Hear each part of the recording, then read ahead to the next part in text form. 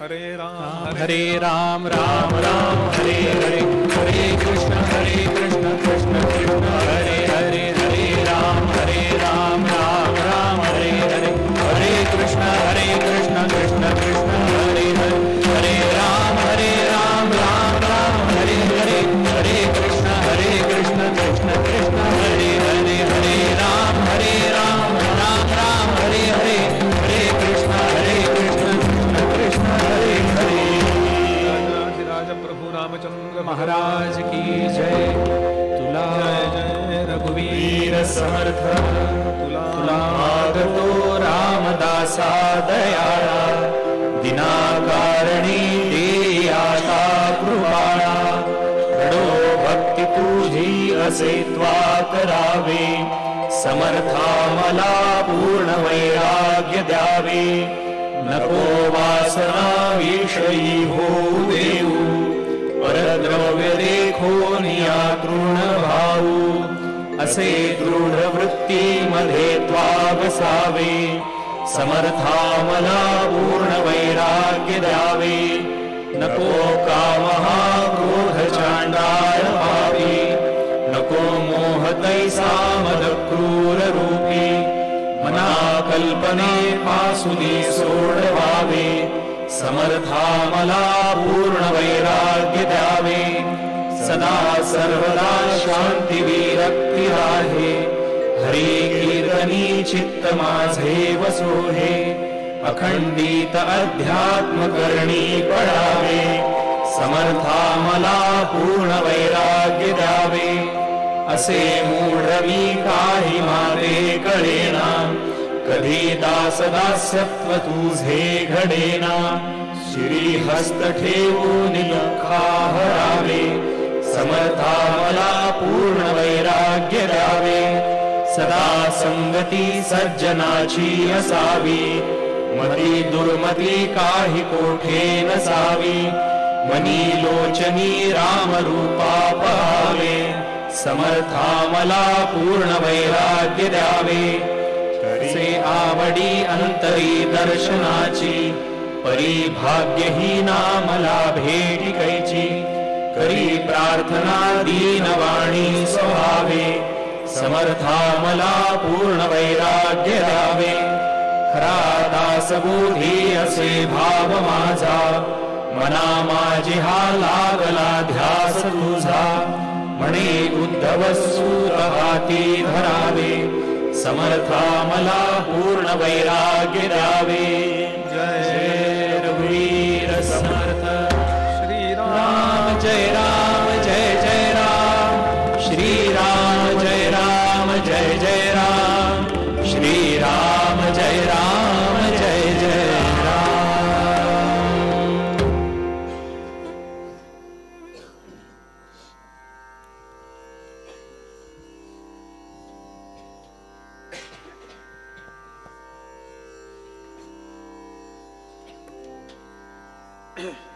भगवान श्री रामचंद्रांच्या कृपेनं लिहिला गेलेला हा श्रीमद दासबोध,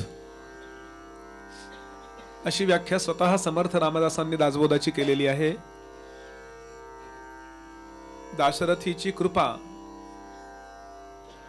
भक्ताचेन साभिमाने कृपा केली दाशरथीने, समर्थ म्हणजे रामाच्या कृपेची वचने तो हा दासबोध।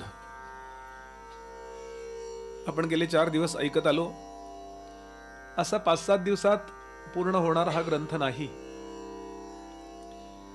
कालच मला माझे एक मित्र सांगत होते, एक ओवी 1 वर्ष पाहिली पाहिजे म्हणाले। मी 16 भांड फेकून ठेवत नाहीये जेवायला येणार आहे म्हणून, करावं तेवढं चिंतन कमी आहे। एवढा 5-7 दिवस ऐकल्यानंतर जे वाचत नसतील त्यांनी तो सुरू करावा, वाचावा, मिळेल तेव्हा निरूपण ऐकावं, नाही मिळेल त्यावेळेला आपण स्वतः त्याचा विचार करावा। याकरता या 5 दिवसाच्या कार्यक्रमाचं आयोजन झालं, असा समन्वय सगळ्यांनी लावून घ्यावा। वास्तविक परिवार हे जे अधिष्ठान आहे, हे संगीताचं अधिष्ठान आहे। संगीतज्ञ लोक किंवा संगीत शिकू इच्छिणारे लोक इथे येतात. पण आदरणीय स्वप्नाताईंच्या जवळ अशी दृष्टी आहे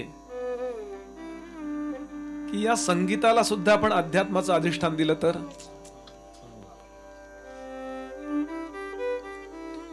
संगीत विषय म्हणून ऐकला तर तो पैसा आणि प्रसिद्धी देतो. विषय म्हणून केवळ कला म्हणून सादर केला तर पैसा देईल, प्रसिद्धी देईल, ग्लॅमर ज्याला म्हणतात ते मिळवून देईल. पण त्याच्या अधिष्ठानाला जर आध्यात्मिक दृष्टी असेल, दैवी कृपेची इच्छा त्यामध्ये असेल तर पैसा प्रसिद्धी मिळेल हे तर खूप गौण आहे, पण आंतरिक शांती मिळेल. एंटरटेनमेंटचे, मनोरंजनाचे कार्यक्रम खूप आयोजित होतात, पण मनोमंथनाचे किती होतात हो. म्हणून गेली कितीतरी वर्ष झाली हा जो परिवार बद्दल, परिवाराशी माझा, आम्हा सगळ्या लोकांचा जो जिव्हाळा, आमच्या कुटुंबाचा सुद्धा, म्हणजे आज आमच्या घरच्यांना यायला मिळालं नाही तर हळहळलाय जीव. म्हटलं स्वतंत्र नंतर भेटून या, की ताईनं भेटलं तरी एक वेगळं काहीतरी इन्स्पिरेशन मिळतं. त्या तुम्हाला असं कर वगैरे असं काही सांगणार नाही, 2 वाक्यच बोलतील, पण त्यात आपल्याला काहीतरी दृष्टी मिळून जाते. आणि फार भाग्यानं अशी माणसं आपल्याला जीवनात मिळतात, हे वाक्य लक्षात ठेवा. खोटी स्तुती करणारे, तात्पुरतं बरं वाटेल असं बोलणारे खूप लोक असतात, पण आपल्याकडे करिअर या दृष्टीनं बघून त्यासाठी पाठीशी उभे राहणारे खूप कमी लोक असतात. माझं भाग्य समजतो मी की मला अशा परिवाराशी समर्थांच्या कृपेनं जुळता आलं, आणि मी कृतज्ञ राहीन. यापेक्षा मी काय करू शकतो. आपण सगळ्या अर्थाने मोठे आहात. पुनश्च एकदा परिवाराला, स्वप्नाताईंना, पूर्ण आपल्या सगळ्या कला उपासकांना इतकं चांगलं पद म्हटलं तुम्ही सगळ्यांनी. तुकोबांचा अभंग इतका चांगला म्हटलात, रोमांचित केलं सगळ्यांना. सगळ्या कला उपासकांबद्दलही कृतज्ञता व्यक्त करतो. नंतर विसरेन मी म्हणून बोलतोय की रोज वेगवेगळे कला उपासक आले. मी गेल्या वेळेला बोललेलंच वाक्य कॉपी पेस्ट करतो. आम्हा कीर्तनकारांना गावोगावी समस्या असते की चांगले कला उपासक मिळत नाहीत हो साथीला. ही समस्या असते. इथं पण एक समस्या असते, आलेल्यापैकी कोणाला बसवायचं. पाठीमागे बसलेत मोठे मोठे कला उपासक, पण ते ऐकायला आले. असं आपण सगळ्यांनी हे प्राप्त केलेलं आहे. चला, समर्थांच्या दासबोधातल्या 2ऱ्या दशकातला पहिला समास सुरू करूया. या पूर्ण दशकाचंच नाव आहे मूर्ख लक्षण, आणि या समासाचंही नाव आहे मूर्ख लक्षण. 40 लक्षणांचे 40 समास आहेत त्याच्यामध्ये. त्यामध्ये कुविद्या लक्षण आहे, सुविद्या लक्षण आहे, उत्तम पुरुष लक्षण आहे, निस्पृह लक्षण आहे, पढत मूर्ख लक्षण आहे, पुष्कळ लक्षण आहेत. यामध्ये 2ऱ्या दशकातला पहिला समास आहे मूर्ख लक्षण, आणि 2ऱ्या दशकातला शेवटचा समास आहे पढत मूर्ख लक्षण.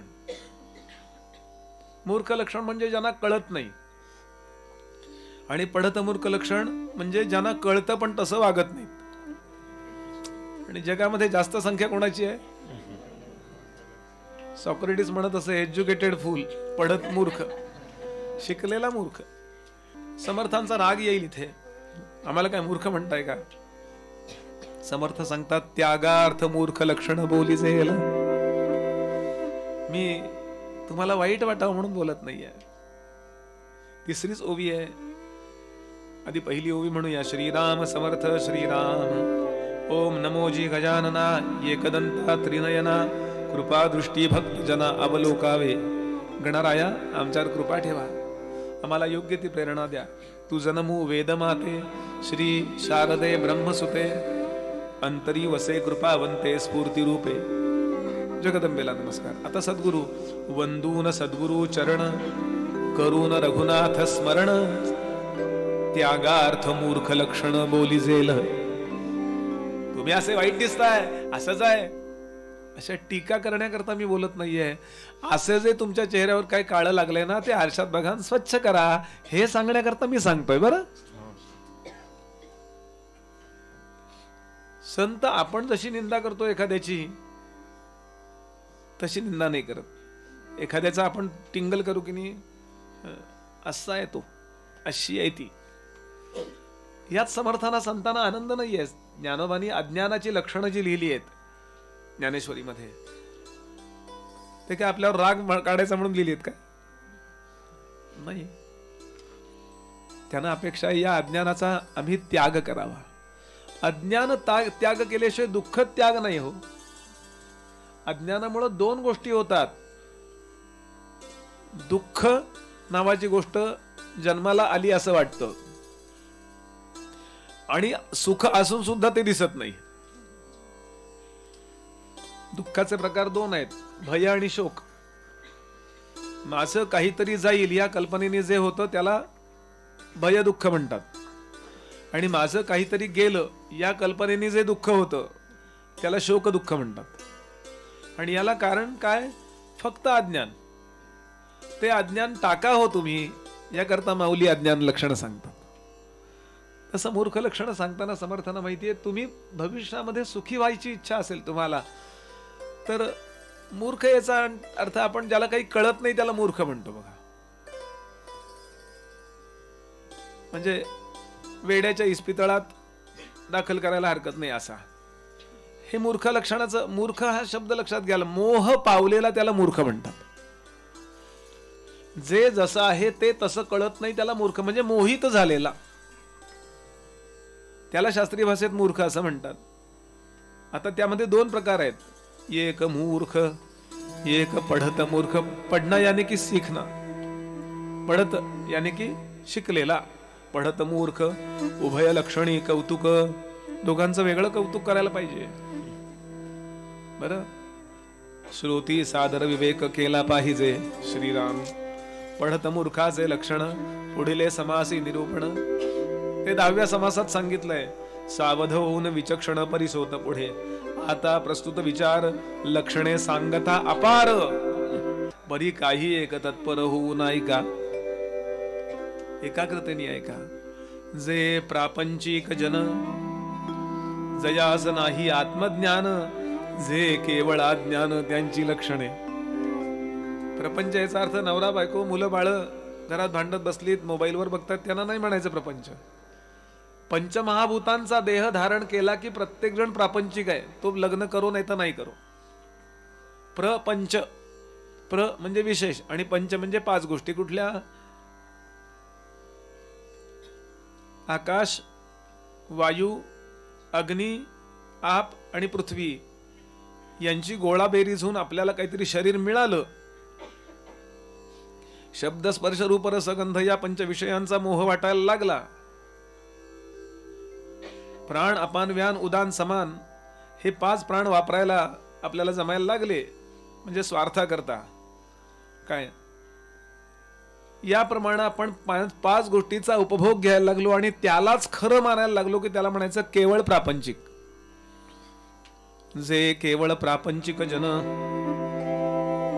केवळ शब्द मी माझ्या पदार्थ घातलाय. जे प्रापंचिक जन जयास नाही आत्मज्ञान, या शरीराच्या आतमध्ये आत्मा आहे म्हणून शरीर चाललंय हे ज्यांना कळत नाही त्यांना असं वाटतं ते अन्नावर चाललंय, ते औषधावरच चांगलं होणार आहे. असं वाटतं की नाही, आजारी पडल्यावर औषधाशिवाय आम्ही बरा होणार नाही. माझा एक वैद्य मित्र आहे, तो म्हणला तुम्हाला सर्दी खोकला ताप आला की लक्षात ठेवा, औषध घेतलं की तुम्ही एका आठवड्यात बरे होता, आणि औषध नाही घेतलं की बरं व्हायला 7 दिवस लागतात. फक्त उगाच वाटत राहतं मी औषध घेतलंय, मी औषध घेतलंय, मी औषध घेतलंय. म्हणून फार महान लोक असतात ना. गोंदवलेकर महाराजांचं वचनच आहे. कोणीतरी विचारलं गोंदवलेकर महाराजांना प्रश्न, महाराज सर्दी झाली, ताप आला, अमुक आलं, खोकला आला, तर औषध काय घ्यावं हो? ते म्हटले की नाही, तुळस, बेल, लवंगा यांचा काढा करावा, थोडं त्यात बेदाणे घालावेत, त्याचं घ्यावं. महाराज याच्यापेक्षा उपाय चांगला कुठला? म्हणले मग त्यामध्ये वेलची घालावी म्हणजे ठसका येत नाही, किंवा दालचिनी घालावी. दालचिनी आणि सुंठ या दोन गोष्टी भेदन करणाऱ्या आहेत बरं, आतपर्यंत जातात. कोणी त्यातलं असेल त्यांना कळेल. हे वापरावं. असे 3-4 वेळा प्रश्न विचारल्यावर महाराज म्हणले, खरं सगळ्यात उत्तम उपाय सांगू का कुठला? काय? ते प्रारब्ध भोगून संपवावं.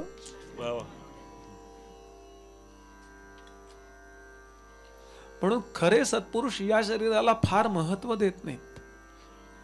काय पाळायला पाहिजे तेवढं शास्त्र पाळायचं काय, पण पक्क लक्षात ठेवावं, कोरोना होऊन सुद्धा माणसं जिवंत राहिली आहेत आणि कोरोना न होता रेमडेसिवीरने मेली आहेत.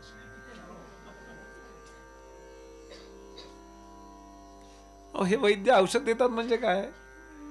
तो वाघभट सांगतो, व्याधेस्तत्वम परिज्ञानम वेदनायाश्च शांतवम इति वैद्यस्य वैद्यत्वम न वैद्य प्रभुरायुषः. कुठली व्याधी झाली हे ओळखणं, व्यवस्थित ओळखणं, त्या वेदना शांती करता त्यांनी औषध देणं, एवढंच वैद्याचं वैद्यत्व आहे. वैद्य आपल्या आयुष्याचा स्वामी नाही.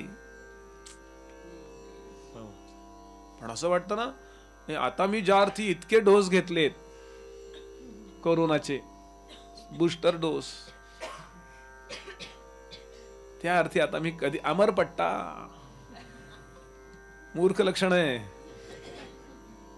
जे केवळ प्रापंचिक जन जयास नाही आत्मज्ञान, याचा अर्थ नियम पाळू नयेत असा नाही सांगितला, ते पुढे सांगणार आहेत समर्थ. केवळ या जयास नाही आत्मज्ञान याचा अर्थ असा की आतमध्ये आत्मा नावाची जी गोष्ट आहे, चैतन्य नावाची गोष्ट आहे, त्यामुळे देह जिवंत आहे हे ज्यांना कळत नाही ते मूर्ख आहेत. आता पुढे सुरुवात केली, मग ते वागतात कसे? जन्मला जयांचे उदरी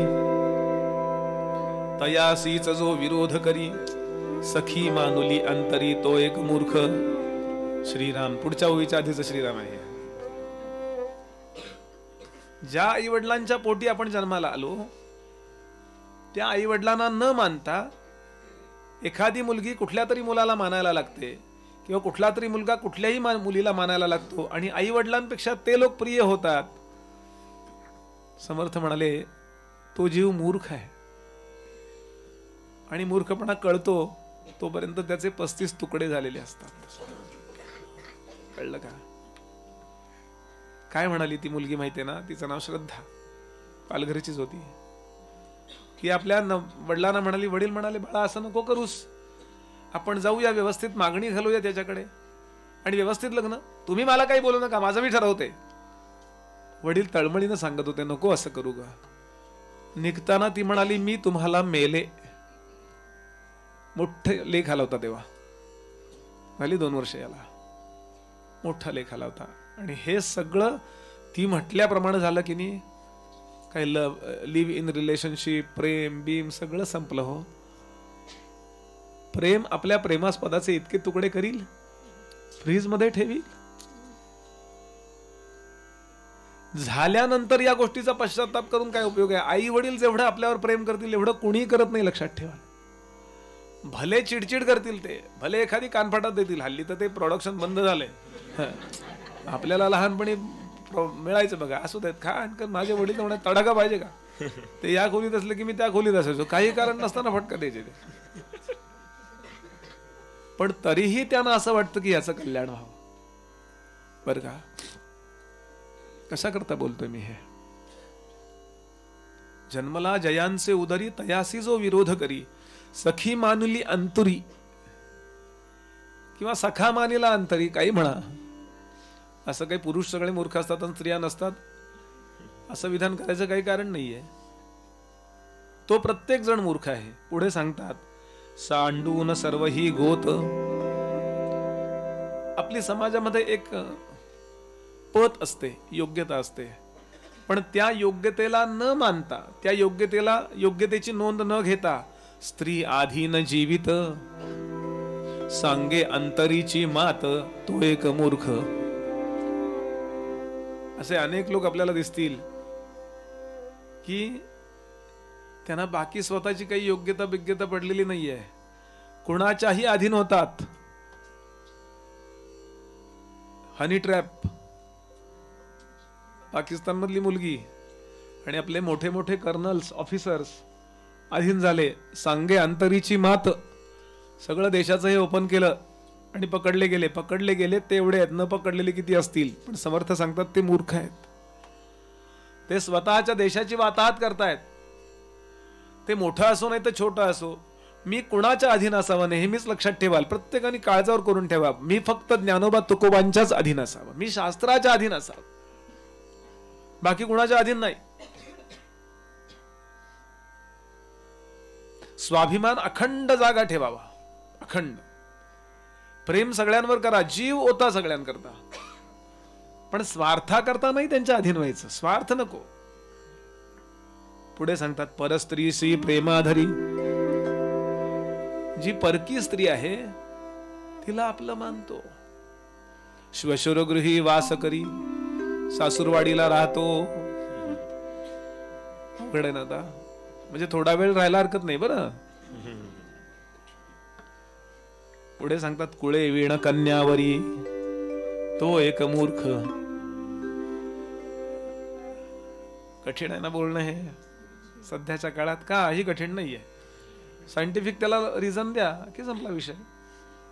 आपल्याला माहिती आहे मिलिटरीमध्ये उत्तमात उत्तम कुत्रे असतात, कुत्रे जे कोट्यावधी रुपयाला मिळतात. त्या कुत्र्यांच्या 8-8, 10-10 पिढ्या मागच्या त्याची नोंद असते. हायब्रिड नाही आहे ना, आई ज्या जातीची होती त्याच जातीचे वडील होते ना. कारण जर संकर झाला तर एक पिढी चांगली होते आणि त्यानंतर वास घेण्याची क्षमता कमी होत जाते. हे प्रूव्ह झाले बरं का. उत्तम कोट्यावधी रुपयांना जे घोडे विकत घेतात, त्या घोड्यांच्या मध्ये ब्रीडिंग ठेवत असताना ते समान जातीचे आहेत ना, हे बघतात. हे आपण गुगलवर सर्च करा, मी बोलतोय ते बरोबर आहे ना. आणि त्यात अजिबात संकर होऊ देत नाहीत. काठेवाडी घोडा आहे तर काठेवाडीच घोडी पाहिजे, अरबस्तानी घोडी आहे तर तसाच घोडा पाहिजे. नाही तर इकडची घोडी तिकडचा घोडा असं जर काही असेल आणि त्यांचं जर ब्रीडिंग झालं ना, तर नवीन संतती त्यांचे मिसमॅच होणारे जे हार्मोन्स आहेत ना, त्याचा परिणाम नवीन पिढी तेवढी प्रभावी होत नाही, तेवढी कार्यकारी होत नाही, तेवढं जबरदस्त काम करू शकत नाही जे त्यांच्या वडिलांनी केलंय. मग हे माणसात नसेलच काय? म्हणून पूर्वी पद्धत होती देशस्थ आहेत का, ऋग्वेदी आहेत का, किंवा मराठ्यांच्या मध्ये अस्सल मराठी आहेत ना.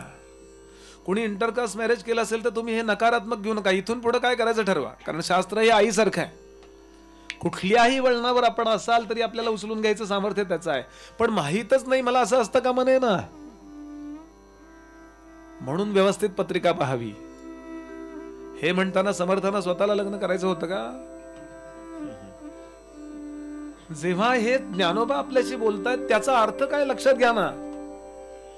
हा वादाचा विषय नाहीये, हा समजून घ्यायचा विषय.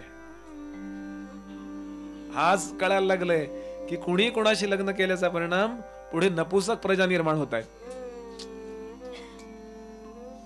कारण हार्मोन्स चेंज झाले ना की त्याचा प्रभाव असा होतो की नवीन हार्मोन्स मध्ये, नवीन जीन्स मध्ये फर्टिलिटीच राहत नाही.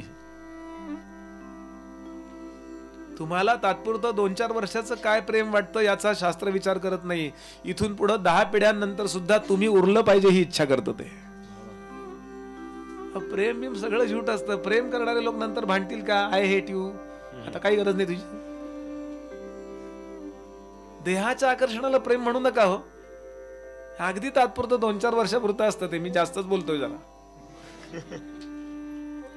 नंतर अनुदिनी दुतापे तापलो रामराया, परमदिन दयाळा निरसी मोहमाया. समर्थ सांगतात मूर्ख आहेत ते, मोहित झालेले आहेत. बर, कुळे विण कन्यावरी तो एक मूर्ख. पुढे समर्थावरी अहंता, अंतरी मानी समता. एखादा मोठा असतो कोणीतरी, आपला नातेवाईक असतो, आणि उगाचच वाटतं आमचं आहेत ते, आणि अंतरिमानी स्वतःला त्यांच्यासारखा मानतो. सामर्थ्य वीण करी सत्ता तो एक मूर्ख. पुढच्या पिढ्यांना आपल्याला काहीतरी आदर्श ठेवता आला पाहिजे. समर्थ म्हणाले तो एक मूर्ख. यानंतर पुढच्या कथानकाचा विचार करतात. आपली आपण करी स्तुती. हे तर प्रत्येकाजवळ आहे. आपली आपण स्तुती करतो. स्वदेशी भोगी विपत्ती सांगे वडिलांची कीर्ती तो एक मूर्ख. आता हे दोन्ही ओव्या कोणाला लागतात बघा. माझी स्तुती मी करायला लागलो की समजायचं मी माझी स्तुती कधी करतो, जेव्हा कोणीच माझी स्तुती करत नाही ते मला सहन होत नाही म्हणून करतो ना. मी जर माझी स्तुती करतोय कारण मला तुम्ही कोणी स्तुती करत नाही आहात, याचा अर्थ मी असा घ्यायला पाहिजे की कोणी स्तुती करावी असं काही माझं कार्यच नाही आहे. आत्मस्तुती आणि परनिंदा ही सगळ्यात मोठी पाप सांगितली आहेत. आपली स्तुती कधीच, या वाणीतून कधी स्वतःची स्तुती येऊ, स्वतःची निंदा करा. नाही जमलं मला हे, नाही जमत मला हे. एखादी गोष्ट जमत असेल तरी जमत नाही म्हणावं. असे सगळे संत आहेत इतके मोठे तरी. अनाथ मी हीन दीन दरिद्री भजन नेणे काही. समर्थ म्हणतायत तुझे विण मज या जगी पाहता कोणीच नाही. ज्ञान कळेना ध्यान कळेना मन वळेना देवा. विद्या नाही वैभव नाही ऐसा पूर्वील ठेवा. युक्ती असेना बुद्धी असेना शांती वसेना अंगी. रामदास म्हणे दयाळा ऐसा मी भवरोगी. असे भवरोगी आहेत का समर्थ? सगळं येतंय तरी स्वतःला कमी. दासबोधात वारंवार ही ओळ येते. नेणपण आधीच घ्यावे आणि लहानपण सानपण. मला काही कळत नाही आणि मी खूप लहान आहे हे नेहमी बोलत राहावं. रे ग म ध धम धम प ग म रे निध सा. लहानपण दे गा रे. लहानपण दे गा देवा. लहानपण दे गा देवा. मुंगी साखरेचा रवा. मुंगी साखरेचा रवा. मुंगी साखरेचा रवा. लहानपण देवा देवा. लहानपण देवा देवा. लहानपण देवा देवा. ऐरावत रत्न थोर. ऐरावत रत्न थोर. रत्न थोर. ऐरावत रत्न थोर.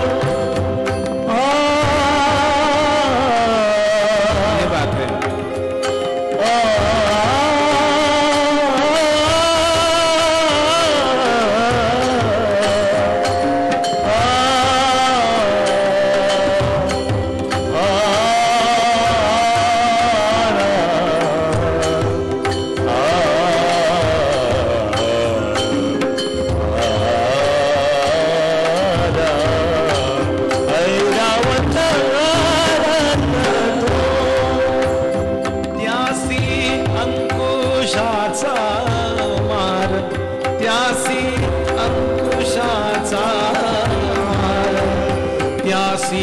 अंकुशाचा मार. त्यासी अंकुशाचा मार. लहानपण देगा.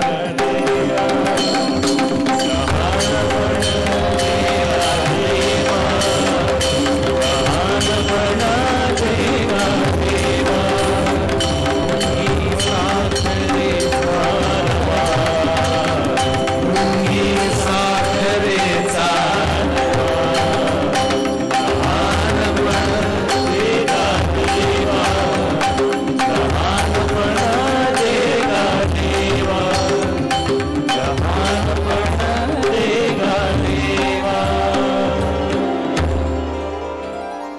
दाखवण्यापुरता नव्हे, लहानपण अंतःकरणात ज्याच्या बांधला तो आहे तिथे इतका समाधानात असतो. दाखवण्यापुरतं नाही, दाखवण्यापुरतं कसं कसं काय काय असं म्हणतात माणसं, पण आतमध्ये इगो असा नागाच्या फण्यासारखा असतो. आता आदरणीय पंतप्रधानांकडे बघा, पायाला हात लावतात ते एखाद्या आजीच्या. एक सुंदर शब्द आहे तुलसीदासांचा, सत्यम शिवम सुंदरम. समाज चांगला घडवणं या 3 गोष्टीवर अवलंबून आहे, सत्यम शिवम सुंदरम. आणि समाजामध्ये या 3 गोष्टी उत्तम तयार करणं, उत्तम या सगळ्याचं पीक काढणं, या 3 गोष्टी पीक पॉइंटला नेणं, ही जबाबदारी तिघांची आहे. सत्यम बर का, सत्यम पत्रकार, शिवम कथाकार आणि सुंदरम कलाकार. या तिघांनी उत्तम आपलं काम करायला पाहिजे. आम्ही सगळ्यांच्या अंतःकरणातली दैवी भावना, आध्यात्मिक भावना, पारमार्थिक भावना निकोप कशी होईल, शुद्ध कशी होईल हा प्रयत्न करायचा. आपलं दुकान चालवणारं काही नाही, हो तुम्ही मला दक्षिणा द्या, काहीसही वागा, नाही मला दक्षिणा दिली तरी चालेल पण तुम्ही बरोबर वागा. शिवम तेव्हाच. पत्रकार जेव्हा सत्यम बोलतो, खरं बोलतो, विकला जाणारा नको, नाही मला TRP मिळालं तरी चालेल पण दाजबोध चाललाय ना, मी सगळीकडे पुण्यात बातमी देईन. आलाय कोणी पत्रकार इथे? म्हणजे बोलवून येण्यात मजा नाहीये की या गोष्टीकडे. बरं असं इथंच नाही, खूप ठिकाणी कथा चालल्यात.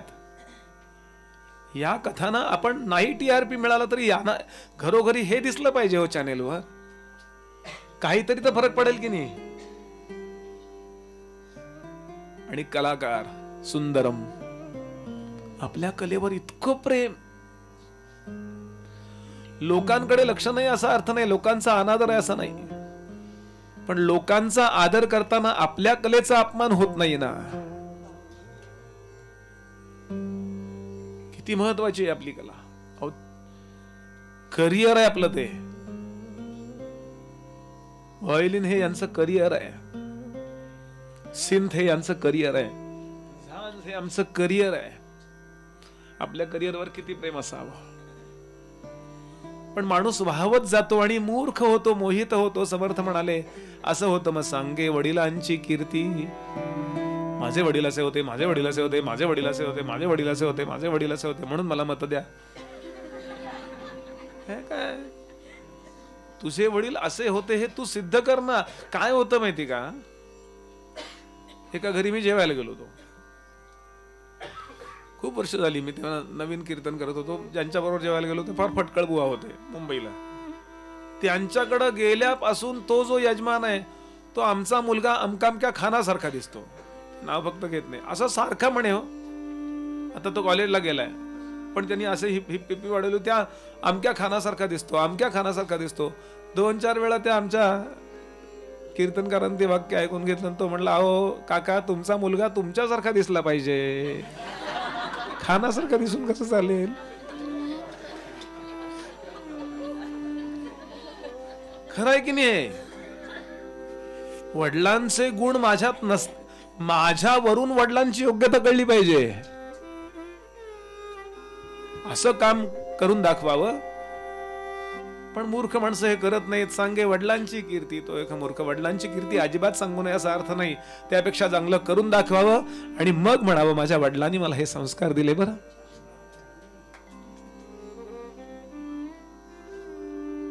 हिंदीत म्हण आहे,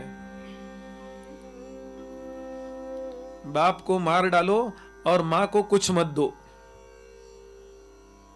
अरे बापरे, हे कसली म्हण काढली बुवा तुम्ही. त्याचा अर्थ काय, आपलं चरित्र इतकं दिव्य करावं की वडिलांच्या पराक्रमाला मुलाचा पराक्रम पाहून लोकांनी विसरावं. आणि माँ को कुछ मत दो म्हणजे माँ से मांग लो, माँ मुझे खर्चे के लिए थोड़े पैसे चाहिए, दोगी. सगळा पगार आणून तिच्याकडे द्यायचा आणि थोडे पैसे मागून घ्यायचे. तिला मागावं, तिच्याकडे मागावं. यात माणसाच्या जीवनाचं सार्थक आहे. बाप को मार डालो और माँ को कुछ मत दो, उससे मांग लो.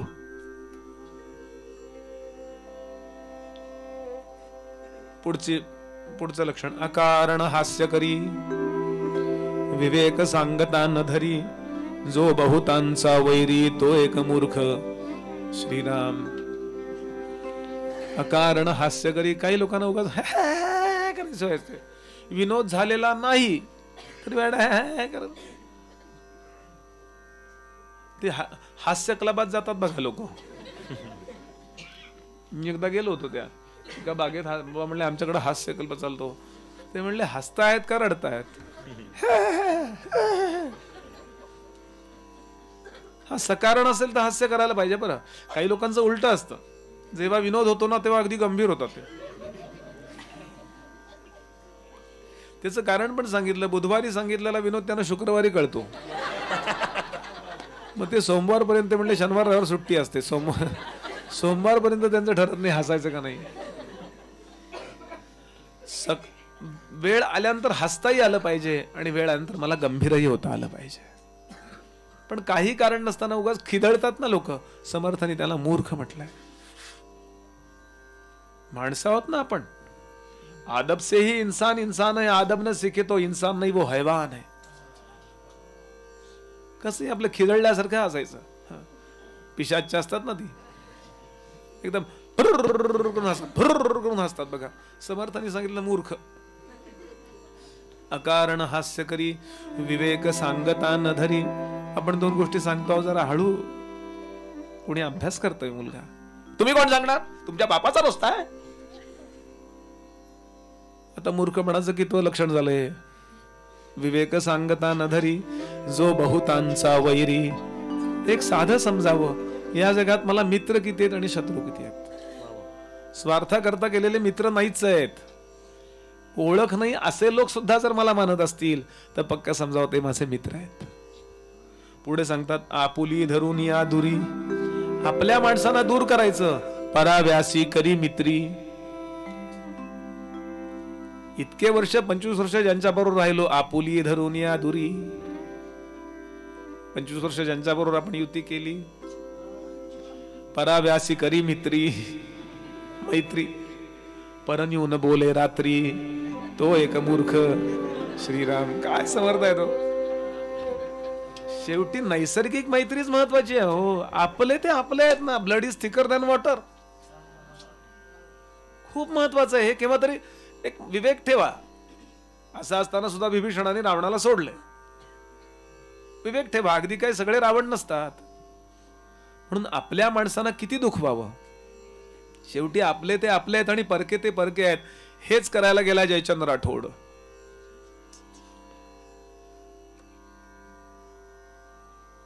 हेच करायला गेला मानसिंग. शिवाजी महाराजांना इथे न्यायला आले होते ते कोण? औरंगजेबाचे मिर्झा राजे. मिर्झा राजे जेव्हा इथं आले तेव्हा मिर्झा राजांच्या करता शिवाजी महाराजांचा पत्र आहे. मिर्झा, तू पूर्ण भारताचा राजा हो. मी तुझा सेनापती म्हणून तुझ्या हाताखाली राहतो. अरे तू शंकरांचा भक्त आहेस. मी शंकरांचा भक्त आहे. औरंगजेब शंकराची मंदिरं पाडतोय. मी ती उभारतोय. मी तुझा खरा मित्र आहे. मिर्झा, एकांतात भेट म्हणजे मला तुला ती पत्र दाखवता येतील. माझ्याजवळ ती चोरून आणलेली पत्र आहेत जी औरंगजेबानं इतर लोकांना लिहिली आहेत की योग्य त्यावेळेला या मिर्झाला ठार मारूया. पण नाही ऐकलं. शिवाजी राजा पकडला जावा म्हणून 1,00,000 बिल्वार्चन करून आला होता तो आणि पकडलंय. आणि जेव्हा ताब्यामध्ये शिवाजी महाराज मिळाले आणि बक्षीस आणायला म्हणून हा जेव्हा गेला तेव्हा त्याला गोड खीरखुर्मा खायला दिला. दुधात विष घालून दिलं आणि जागेवर मिर्झा राजे संपले. मूर्खपणाचा आहे ना.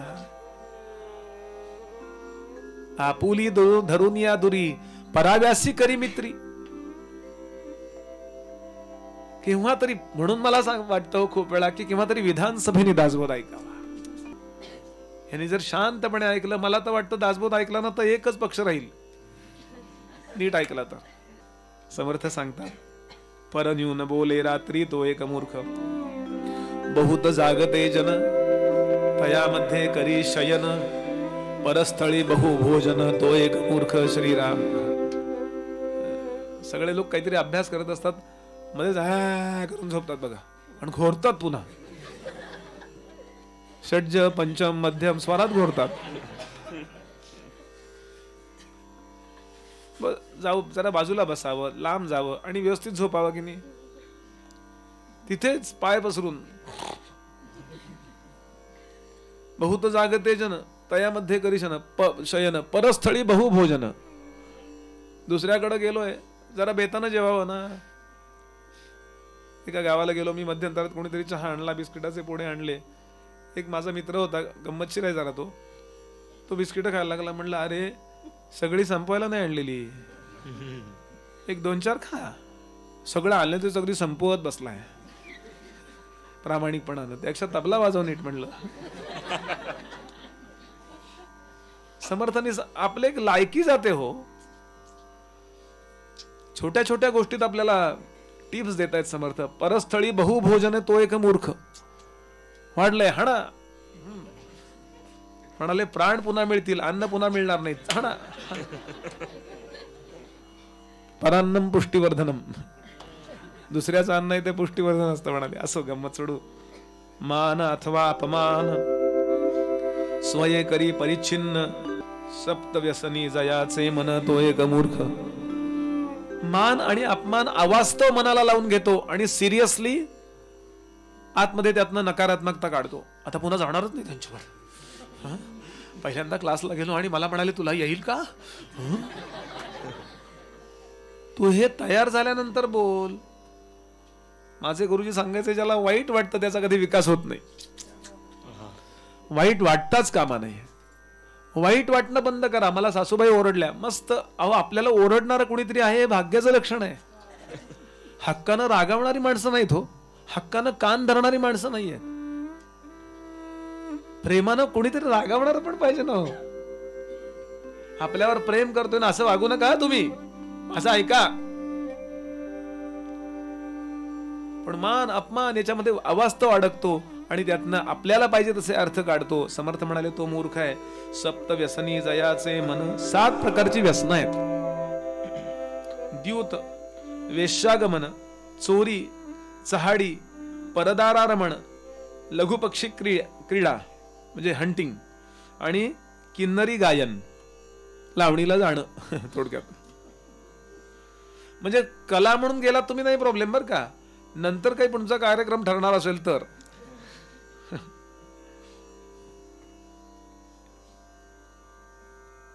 एक गुहागरचे माझ्या ओळखीचे आहेत, 13 कोटीला बसले आता. ते झालं त्यांचा 10-12 कोटी होत आलाय आता. ओळख करून देईन मी केव्हा तरी. एकदम शांत आहेत. बँकेत मोठे ऑफिसर होते ना, एकदम नोकरी सोडली गडावर आले. तेव्हापासून आमची दोस्ती आहे. बुवानी सांगितलं, आमचे मारुती बुवा तेव्हा मुख्य होते, बुवानी सांगितलं लग्न कर. असं वैराग्य असं मनात भरलं असं नको. मग लग्न केलं. त्यांचा मुलगा आहे, त्याचा मुलाचंही लग्न झालंय आता, त्यालाही मुलगा आहे, सगळं छान आहे. तर त्यांच्याकडे मी नेहमी उतरतो तिकडे गेलो की. ते म्हणले लहानपणी मी असा मांडीवर झोपायचो माझ्या आईच्या डोकं टेकून आणि ती वाचायची. तेव्हा ऐकलं होतं मी की सप्तव्यसनी जयाचे मन तो एक मूर्ख. मी तिला विचारलं, आई सप्तव्यसन कुठली. तिने सांगितलं, बाबा दारू पिणे, वेश्येकडे जाणे, द्यूत खेळणे वगैरे. तेव्हा 5-6 वर्षाचा होतो तेव्हा मी ठरवलं हे मी कधी करणार नाही. आता 13 कोटीला बसलेत ते. सांगायचा हेतू असा की हे लहानपणी ऐकून ठेवलं असेल ना. बाहेरचे लोक किती काय होतं, एकदा बाहेर पडलात ना तुम्ही की आजूबाजूचे लोक, स्टँडर्ड लोक जेव्हा घेताना दिसतात ना, आपल्याला वाटतं आपण बावळट आहोत. मला माझा धर्म महत्वाचा आहे आणि लोक तेव्हा सन्मान देतात. लक्षात घ्या, फार तात्पुरतं आहे हे की त्यांच्याबरोबर नाही घेतली की त्यांना काय वाटेल, गेले उडत.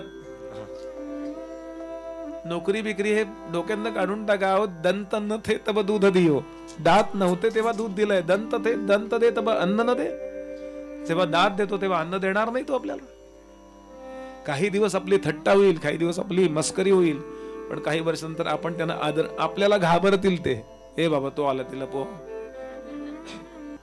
पण सप्तव्यसनी जया, एकदा व्यसनाच्या अधीन मनुष्य झाला की तो पराधीन होतो बरं. त्यातनं बाहेर येणं याकरता आपण एकच प्याला बघा. तो सांगतो तेव्हाच दारू सोडणं शक्य आहे जोपर्यंत घेतलेली नाहीये. खूप अवघड आहे सध्याच्या काळात हे बोलणं. कदाचित बावळटपणा वाचेल, पण तो मी करणार, कारण मला समर्थांच्या लेखी बावळट ठरायचं नाहीये. समाजाच्या लेखी काय ठरलं, मी उद्या मरून जाईन, काय समाज मला लक्षात ठेवणार आहे. सांगण्याचा भाव असा. पुढे सांगतात, धरून परावी आस, दुसऱ्याचं मला काहीतरी मिळेल, कोणीतरी माझ्यावर कृपावंत होईल आणि माझं दारिद्र्य हटवेल, असं ज्याला वाटतं तो मूर्ख आहे.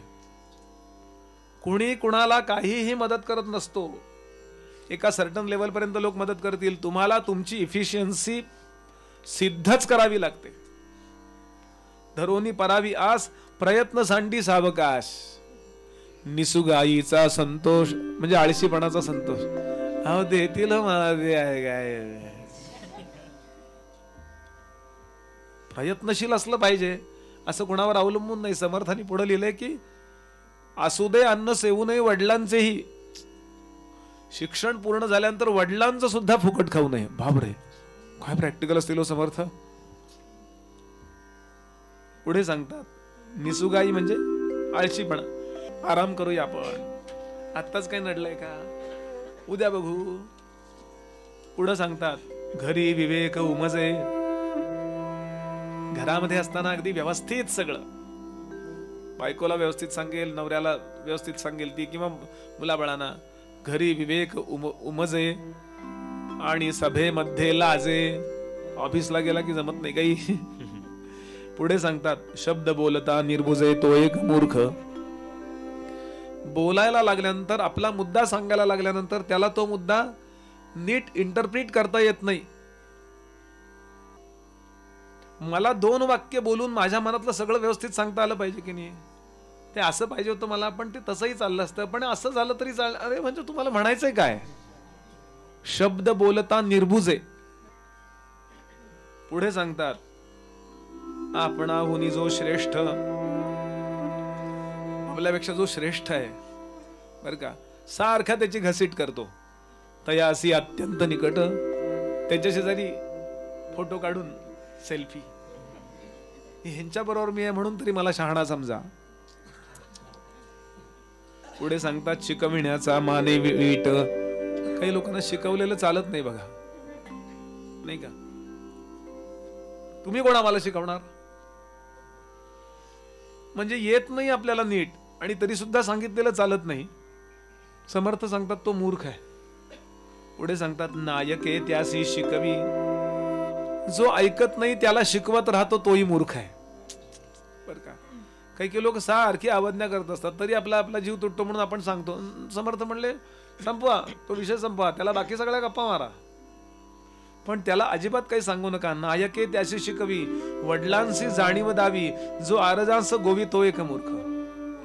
पुढे एकाएकी एकसरा, झाला विषयी निलाजरा. विषयांचा मोह एकदा निर्माण झाला ना की मनुष्य कसा वागेल सांगता येत नाही. एकदम सगळं सोडून देतो, सगळी बंधनं, आणि मग मर्यादा सांडून सैरा वैरा वर्ते तो एक मूर्ख. पुढे सांगतात, बरं तब्येत बरी नसताना औषध घेत नाही तो मूर्ख आहे. औषध न घे असोनी व्यथा, पथ्य न करी सर्वथा, न मिळे आलिया पदार्था तो एक मूर्ख. मला आरोग्य बरं नाहीये तर सगळी व्यवस्थित नियमावली मी पाळली पाहिजे. गरम पाणी प्या, अमुक करा बुवा, तुम्हाला बरं नाही एखादा कार्यक्रम रद्द करा, धावपळ करू नका बुवा. नाही नाही नाही असं कसं, मूर्ख आहे मी. म्हणले बुवा कशाला तुम्ही सांगताय, आम्हाला माहितीच आहे. निश्चयार्थित विरुक्ती म्हणून बोललो. काय प्रॅक्टिकल असतील समर्थ. ते नुसते असं नाही म्हणत आहेत की असं असं असं असं नुसतं देवभोळेपणा नाही. तुम्ही प्रॅक्टिकल राहा. औषध न घे असोनी व्यथा, पथ्य न करी सर्वथा, न मिळे आलिया पदार्थ, प्रत्येक गोष्टीबद्दल तक्रार, हेच बरोबर नाही, तेच बरोबर नाही, तेच बरोबर. अरे ऍडजस्ट कर ना जरा स्वतःला.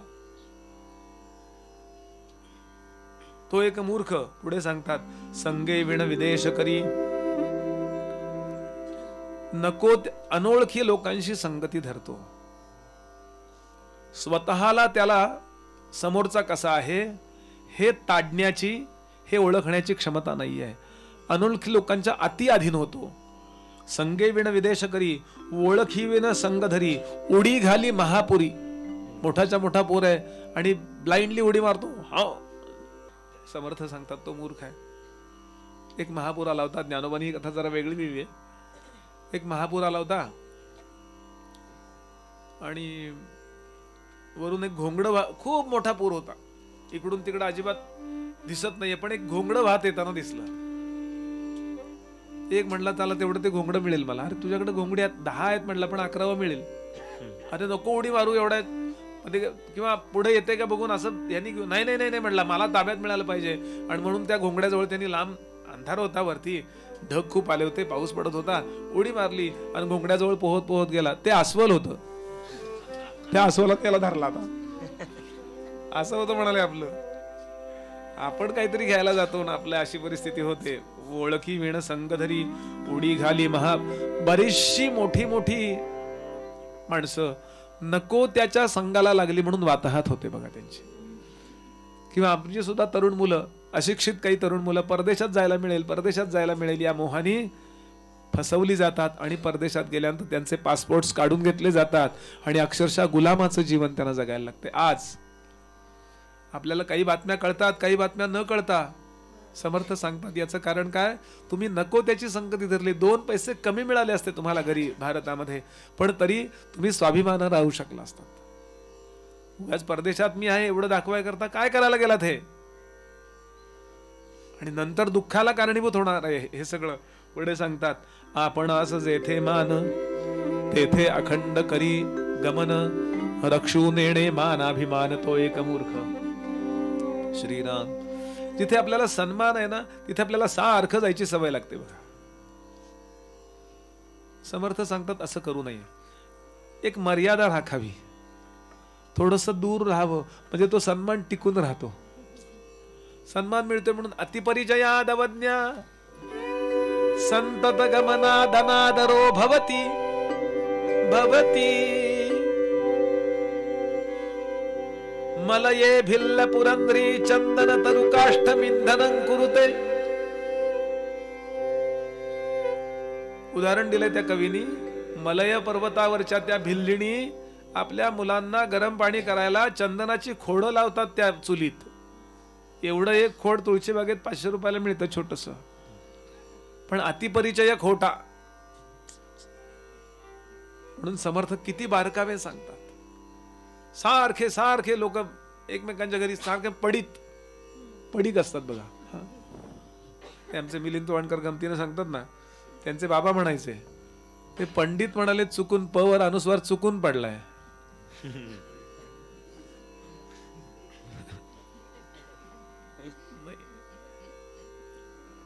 मुद्दा बोलायचा लक्षात घ्याल की आपण सगळीकडे सन्मान मिळवावा, पण वारंवार वारंवार तिथे जाऊन तो सन्मान संपवू नये.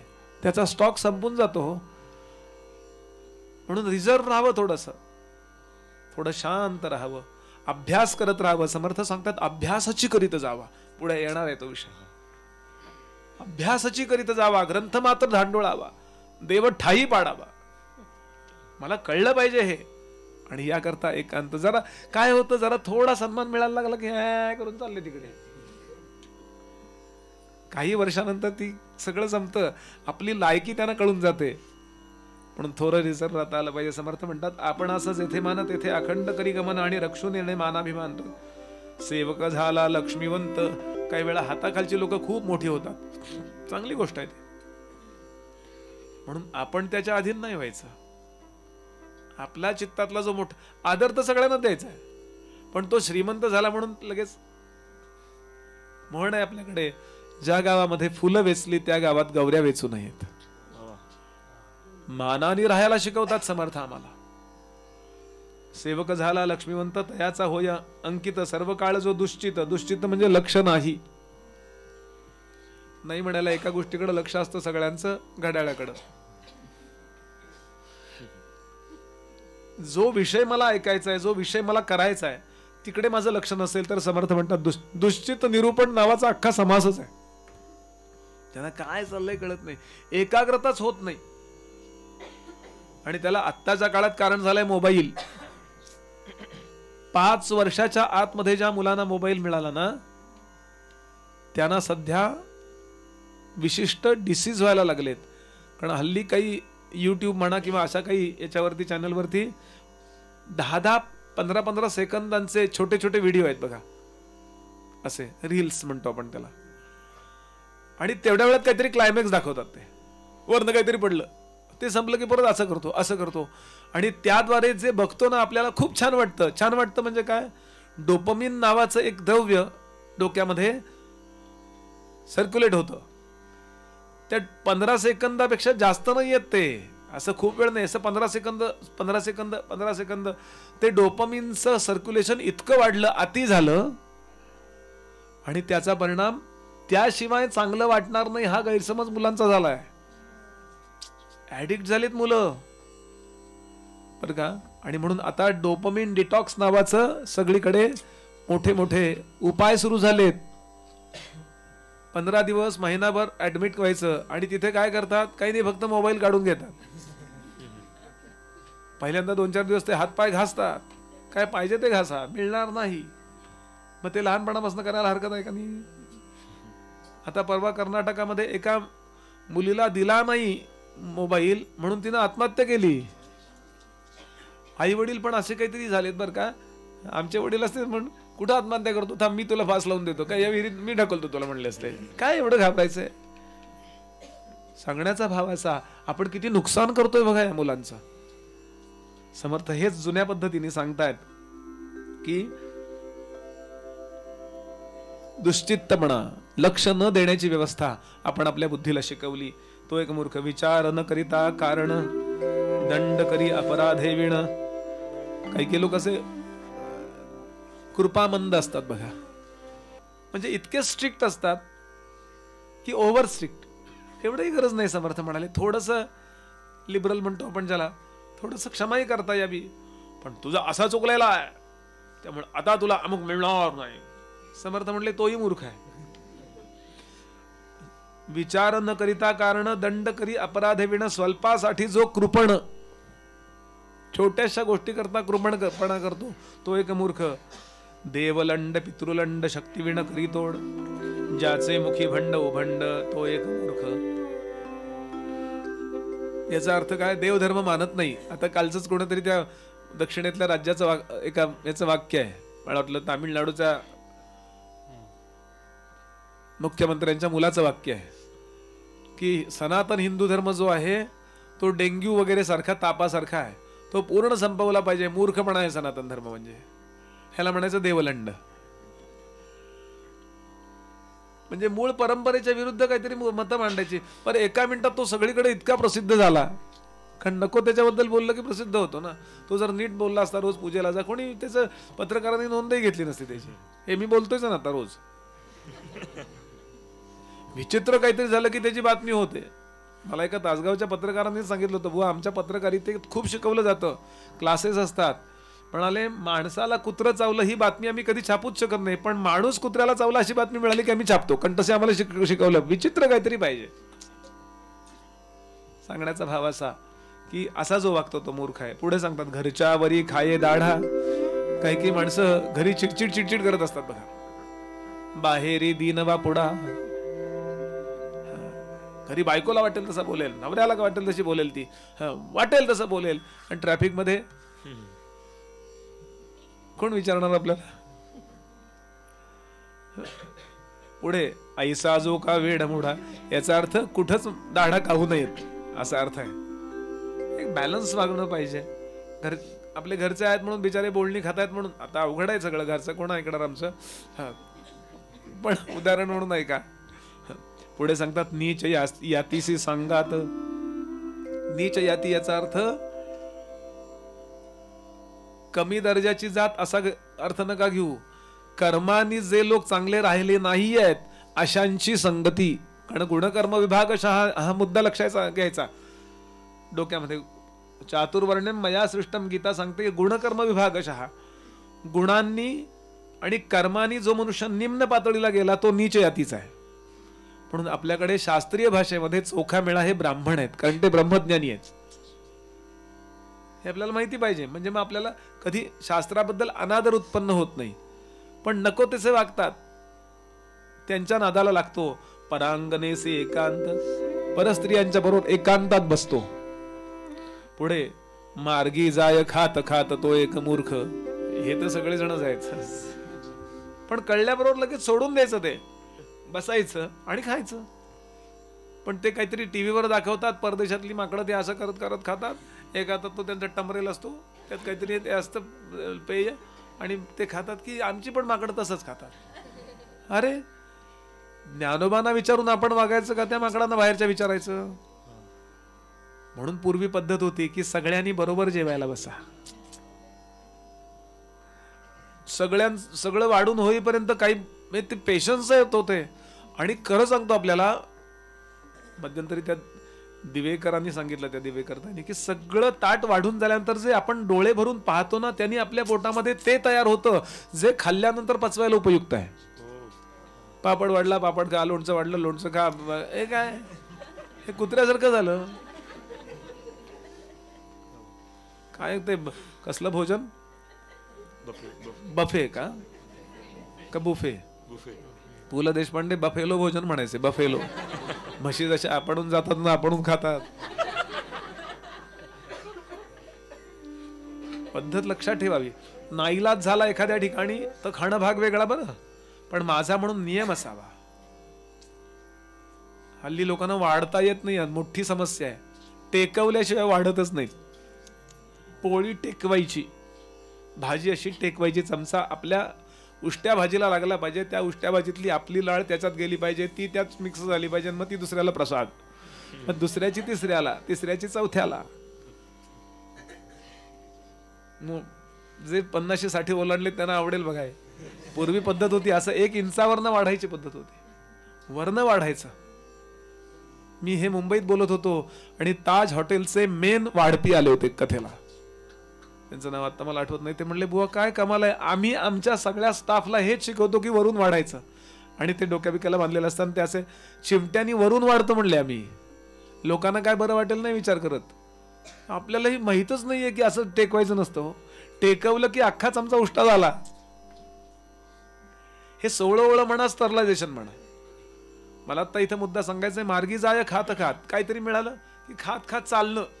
समर्थ सांगतात मूर्ख आहे तो एक मूर्ख. स्वये नेणे परोपकार. काही काही माणसं अशी असतात बघा, कुणावर उपकार म्हणून नाही करणार. आपण ऐकलं असेल, एक माणूस विहिरीत पडला. कर्नाटकातल्या विहिरी एवढ्या एवढ्या अंतरावर, म्हणजे त्याला कोणी हात दिला की बाहेर येता येईल. तो पाण्यात असं धरलं, पाण्यात असं पोहत होता, म्हणजे पाय मारत होता. बिचारा बुडला असता जर काही नसतं तर. असं कशाला तरी धरून आहे, मला वाचवावं, मला वाचवावं, मला वाचवावं, मला वाचवावं. एक जण तिथून चालला, त्यांनी त्याला हात दिला. दे दे दे. तो काही हात देत नाही. मला वाचवा, मला वाचवा, मला वाचवा. अरे दे ना, मी तुला बाहेर काढतो. नाही नाही, मला वाचवा, मला वाचवा. त्याला ओळखणारा एक जण तिथनं चालला होता. तो म्हणला, काय प्रयोग करताय तुम्ही? म्हणलं, त्याला बाहेर काढायचा प्रयत्न करतोय. मग तो का नाही हात देत नाही? त्याला दे हे क्रियापद माहित नाही आहे. तुम्ही घे म्हणा, म्हणजे तो तुमचा हात हातात घेईल, मग त्याला बाहेर काढा. कळला का अर्थ? अतिशयोक्ती अलंकार आहे हा. असे असतात बघा लोक. अहो, भगवंतानी आपल्याला जे दिलंय ना, ते गोर गरिबांना, योग्य लोकांना मदत कराय करता दिलंय. इंसान को ये पैर दिए है सीधी रास्ते चलने के लिए. इंसान को ये पैर दिए है सीधी रास्ते चलने के लिए, और हाथ दिए हैं देने दिलाने के लिए. हाथ बख्शे है देने दिलाने के लिए. दिल दिया है बेकसूर पे रहम खाने के लिए, और सिर दिया है मालिक के खिदमत में झुकाने के लिए. परिपक्व माणूस व्हायचं असेल आपल्याला,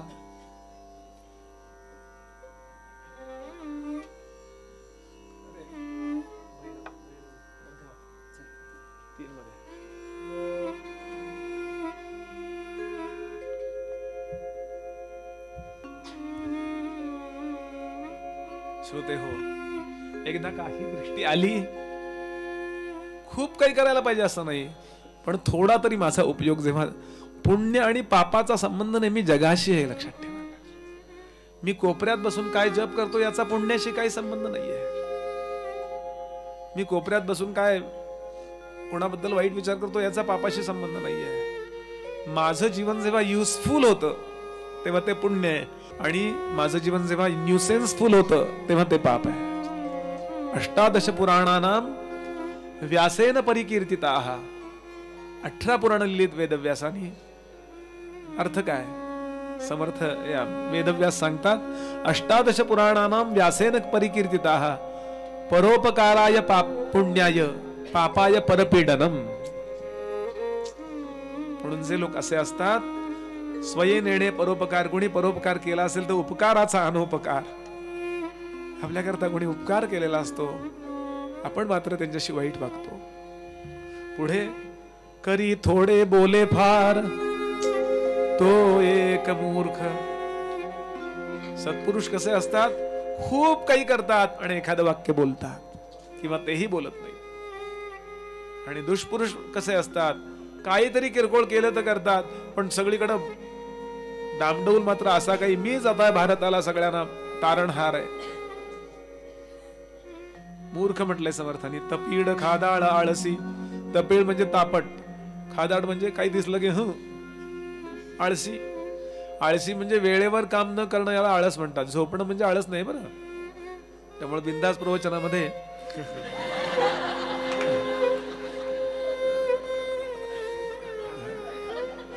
वेळच्या वेळेला काम नाही केलं ना की त्याला आळशीपणा म्हणतात. आमचे कोल्हापूरचे महाराज नेहमी सांगायचे, मराठीतली 3 महावाक्य सांगू.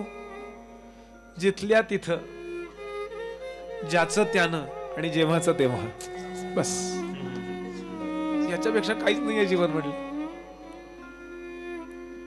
पण असा जो असतो, तपीळ खादाड आळसी, कुश्चिळ कुटिळ मानसी, धाडस ज्याच्या जवळ नाहीये, धारिष्ट नाही जयापासी तो एक मूर्ख. वेळ आल्यावर मला धाडस करता आलं पाहिजे, उत्तम यश मिळवता आलं पाहिजे. जमेल का जमेल का जमेल का काय, यश माझी वाट बघताय. मी प्रॉपर प्रयत्न करायचे. समर्थ सांगतात, अचूक यत्न करवेना म्हणून केले ते सजेना. प्रारब्धाला काय मानताय तुम्ही? तुम्ही अचूक प्रयत्न करा. समर्थ नुसता प्रयत्न सांगत नाहीयेत, समर्थ अचूक प्रयत्न सांगतात. दासबोध सोडून सुद्धा इतर वाङ्मय समर्थांचं आहे. ते म्हणाले, अचूक यत्न तो देवो, चुकणे दैत्य जाणीजे, न्यायी ते वंश देवाचे, अन्यायी वंश दानवी. चुकणारच नाही मी, अचूकता. पुढे सांगतात, विद्या वैभवनाधन. काही येत नाही एखाद्याला, काही संपत्ती नसते, काही पैसे नसतात, पराक्रम नसतो, सामर्थ्य नसतं, आणि तरी फुकटचा अभिमान बाळगतो एखादा. समर्थ सांगतात तो मूर्ख आहे. विद्या वैभवना धन, पुरुषार्थ सामर्थ्य नामान, कोरडाच वाहे अभिमान, तो एक मूर्ख. पुढे सांगतात, दंत चक्षु आणि घ्राण. ज्याचं शरीर घाणेरडं असतं तो मूर्ख आहे. काय समर्थन आहे, डिटेल आहे. दंत चक्षु आणि घ्राण, सर्वकाल जयाचे मलिन. बर का, पाणी वसन आणि चरण. पाणी म्हणजे हात, वसन म्हणजे कपडे, आणि चरण सर्व काळ जयाचे मलिन, तो एक मूर्ख. स्वच्छ राहा. काय अजून सांगायला पाहिजे समर्थाने? माझे कपडे नुसते लोकांना दिसायला चांगले नकोत, ते आतून स्वच्छ पाहिजे. सगळं शरीर. क्या होता है, जो बाहर की गंदगी बर्दाश्त कर लेता है ना, वो अंदर की गंदगी भी कभी ना कभी बर्दाश्त कर लेता है. समर्थांनी आपल्या पुतण्यांना एक पत्र लिहिलंय. पत्र आहे की, बरे दात घासोनी तोंडा धुवावे, कळाहीन घाणेरडे बा नसावे. ब्रश नीट करत नाहीत माणसं. कारण आधी उठायला उशीर झालेला असतो. सगळ्यात कमीत कमी न्याय त्यालाच देतो मनुष्य. 5 मिनिटांना तोंडाला वास यायला सुरुवात. नाही, समर्थ सांगतात मूर्खपणा आहे. मला परमेश्वराने दिलेलं हे शरीर इंटॅक्ट ठेवलं पाहिजे, सुसिद्ध ठेवलं पाहिजे आणि नेटकं ठेवलं पाहिजे. अंगावरचा कपडा स्वच्छ असला पाहिजे, तो धुतलेला तर असलाच पाहिजे. पण तो नुसता लोकांना दिसायला चांगला नको, तो मला शोभणार असला पाहिजे. आधी असला पाहिजे अंगावर कपडा. पॅन्टा फाडून नेसे तो एक मूर्ख. त्या न्यूयॉर्कला मी एक दिवस फिरायला गेलो होतो, यावर्षी पण गेलो होतो. त्यांना ज्यांच्याकडे उतरलो होतो फिलाडेल्फियाला, त्यांना म्हटलं मला सोडायचं सकाळी आणि संध्याकाळी न्यायला यायचं, मी नुसता फिरणार टाइम्स स्क्वेअर वगैरे. मंदिर वगैरे नको, माझं म्हटलं आयुष्य मंदिरात गेलंय, मला एक्सपोजर माझं वाढवायचंय. खूप ते टाइम्स वगैरे खूप ठिकाणी फिरलो मी. सकाळी जो 7-8 वाजता गेलो तो संध्याकाळी 9ला परत आलो.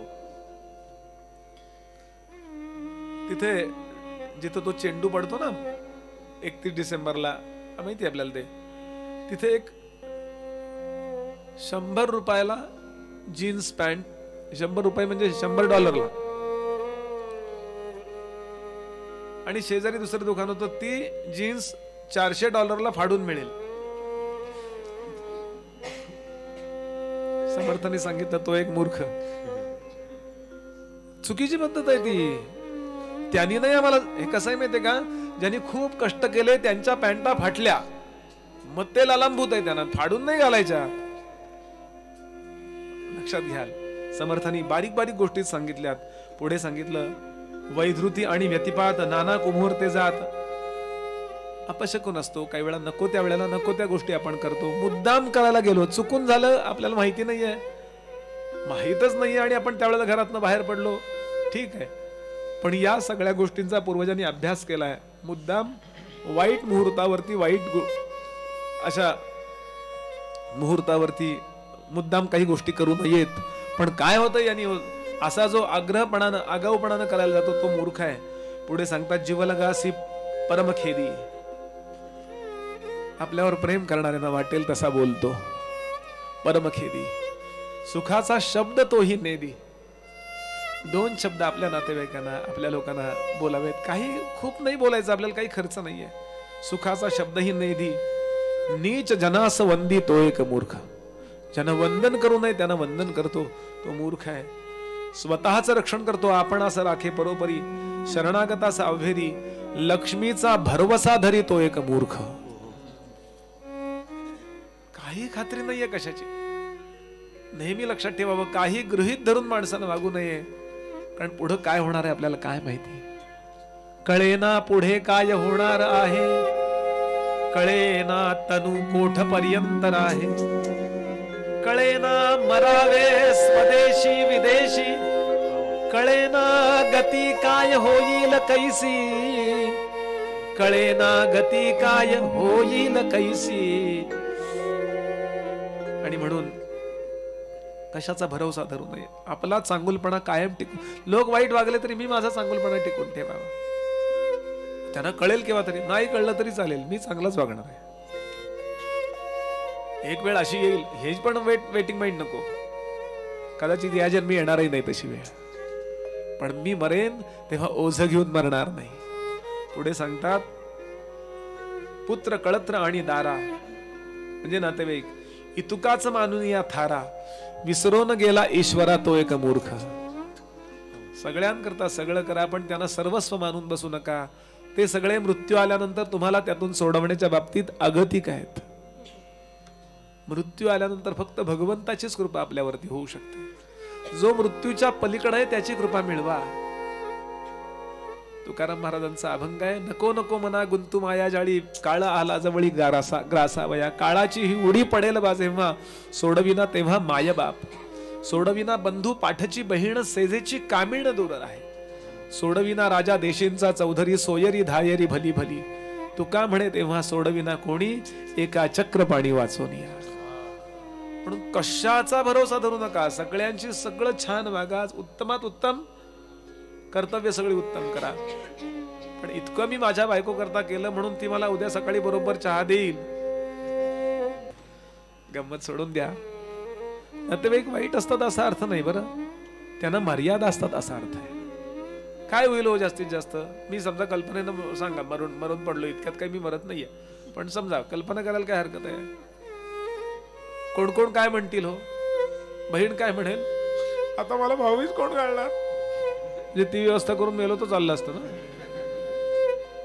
सौभाग्य होते काय म्हणतील, भाऊजी अंगठी काढून घ्यावा तेवढी. मग ती काय माझ्यावर जाळून टाकायची का? असंच आहे ना, जन पळभर म्हणितल हाय हाय, असंच आहे ना. समर्थ सांगतात, या संपत्ती, नातेवाईक, प्रतिष्ठा, विद्या, आपल्या जवळचं जे प्लस पॉइंट ज्यामुळे आपल्याला समाज सन्मान देतो, या सगळ्या गोष्टी निश्चितच स्पृहणीय आहेत. पण भगवंतापेक्षा त्यांची योग्यता जास्त जो मानतो, आधार वाटतो, तो एक मूर्ख. आपण आता जसे वागू, जैसे जैसे करावे तैसे तैसे पावावे, हे जयास नेणवे, तो एक मूर्ख. आता मी वाटेल तसा वागीन आणि मला काही कोणी करू शकत नाही, असा गैरसमज ज्याचा झाला, समर्थ सांगतात तो मूर्ख आहे.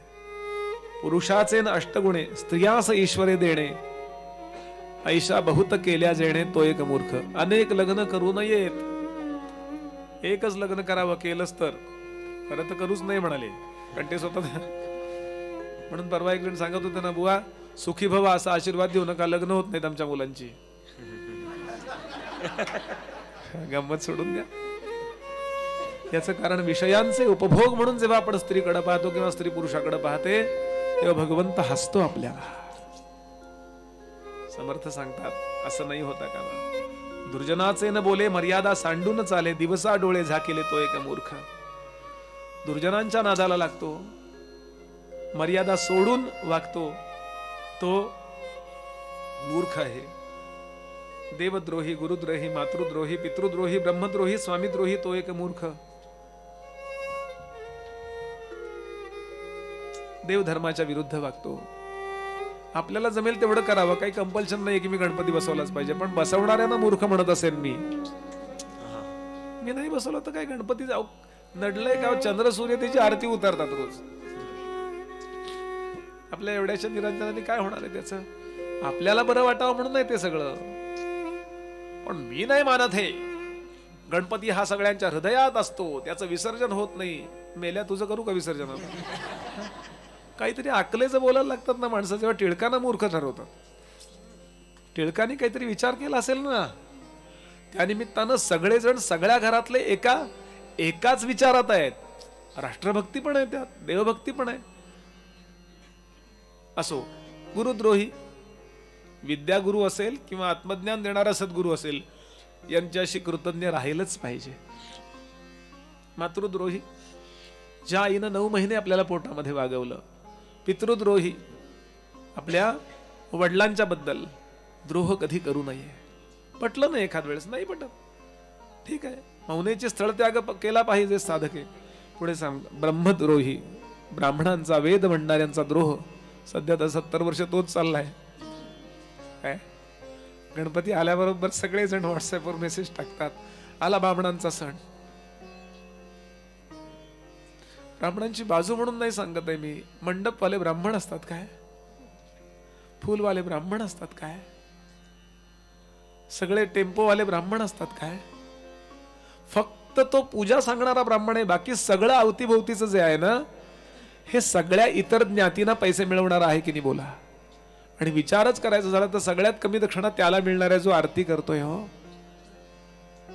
पण जे बिचारे काही बोलू शकत नाहीत, यांचा गेले 70 वर्ष आपण फक्त हाल केले आणि त्यांच्यावर आरोप केला, यांनी आमचे हाल केले. काय हाल केले? जेवायला बाहेर वाढलं. हे हाल आहेत का? तुमच्या स्त्रियांना आज कठीण परिस्थिती आणली आहे, हे हाल आहेत. कुणी हाल केलेत? म्हणून घरोघरी सांगतो मी, गावोगावी, एखाद्या ब्राह्मणाचा स्वभाव बरोबर नसेल तर तो विषय सोडून द्या, पण ब्राह्मण्याचा कधी अनादर करू नका. गागा भट्टांनी सांगितलंय, राजा, ब्राह्मतेज आणि क्षात्रतेज जेव्हा एकत्र येतं तेव्हाच मोठी कार्य उभी राहतात, हे विसरू नकोस. छत्रपती शिवाजी महाराज म्हणजे क्षात्रतेज आहे, आणि समर्थ रामदास स्वामी, गागा भट्ट, दादोजी कोंडदेव, हे सगळे आयडिया देणारे लोक आहेत ना, हे ब्राह्मतेज आहे. म्हणून मोठं कार्य उभं राहिलं, आणि म्हणून ते उभं राहू नये म्हणून परदेशी लोक मुद्दाम प्रचार करतात, या ब्राह्मणाला काय विचारतोयस, आणि आमची तरुण मुलं त्यांना शरण जातात. त्यांना कळत नाही, हा ब्राह्मण साधा पूजा सांगणारा एक वाक्य सांगेल, त्यात माझं जीवन घडून जाईल. म्हणून ब्रह्मद्रोही, स्वामीद्रोही, तो एक मूर्ख. पुढे सांगतात, परपिडेचे मानी सुख, दुसऱ्याला त्रास दिला की बरं वाटतं. परसंतोषाचे मानी दुःख, गेले वस्तूचा करी शोक तो एक मूर्ख. शहाण्या माणसाने गेल्या वस्तूचा फार चांगले होते काय नाही, आमचे दिवस चांगले होते. मग कसे गेले? म्हणले आम्ही त्यावेळेला बाहेर झोपायचो, आता आम्हाला घरात झोपावं लागतं. म्हणले का घर मोठं झालं ना म्हणजे कशाचा तरी मनुष्य दुःख करत बसतात, काही नाही, उगाच आपलं दुःख नाही. ज्याला नेहमी सुख राहायचं, गोंदवलेकर महाराजांचं वाक्य अप्रतिम आहे बरं का. ते म्हणले मी तुम्हाला आनंदी राहायचा एक मंत्र देऊ का? म्हणले द्या ना. खरंच आनंदी राहायचंय का तुम्हाला? नेहमी आनंदी राहायचंय का? महाराज बोलतायत आपल्याशी, पण हो किंवा नाही म्हणा. आनंदी राहायचंय तो उपाय सांगू? एकच उपाय करा, नेहमी आनंदी राहा. कोण नको म्हणलंय तुम्हाला? आपण 100 गोष्टी चांगल्या असताना सुद्धा एक काहीतरी किरकोळ गोष्ट, मी बाकी सगळं छान आहे म्हणाले, पण डावा गुडघा दुखतो जरा. एक माणूस म्हणला माझा गुडघा खूप दुखतो. म्हणलं विचार करू नकोस फार. पुढे सांगतात आदरे विण बोलणे. तिथे आदर नाहीये, तिथे बडबड करतात आणि आपली अब्रू घालवून बसतात. म्हणून मौनम सर्वार्थ साधनम सांगितलं. ज्याला आपली ऑफिसमध्ये आब राहावी असं वाटतं ना, नीट का लक्षात घ्या. समर्थ बोलतायत आपल्याशी. ज्याला ऑफिसमध्ये किंवा कुठेही आपली आब राहावी, आपली अब्रू राहावी असं वाटतं, त्यानं कमी बोलायला शिकावं. एखादंच वाक्य बोलावं, पण ते इतकं स्टँडर्ड लोकांनी ही इज स्पेशल. हा बरं, अशी पण अपेक्षा नको ही स्पेशल म्हणावं. म्हणा बरं ही स्पेशल. तुम्ही काय म्हणायचं तुम्ही ठरवा. I know what I am. म्हणून कमी बोलावं. समर्थ सांगतात आदरे विण बोलणे, न पुसता साक्ष देणे, निंद्य वस्तू अंगीकारणे तो एक मूर्ख. जो टाकून बोलतो तो मूर्ख, जो आपली पत राखत नाही तो मूर्ख, अति विनोद करतो तो मूर्ख. विनोद स्वतः करतो, स्वतः असतो, त्याचा जर कोणी विनोद केला तर लगेच तो द्वंद्वाला पेटतो तो एक मूर्ख. मी दुसऱ्याची थट्टा केली त्याला लोक हसले, माझी थट्टा केली हसल्यानंतर मला राग नाही येता का? मला हसा काय बात आहे, मस्त. पुढे सांगतात नको त्या लोकांची बरोबरी करतो, हीन लोकांचं बरोबरी.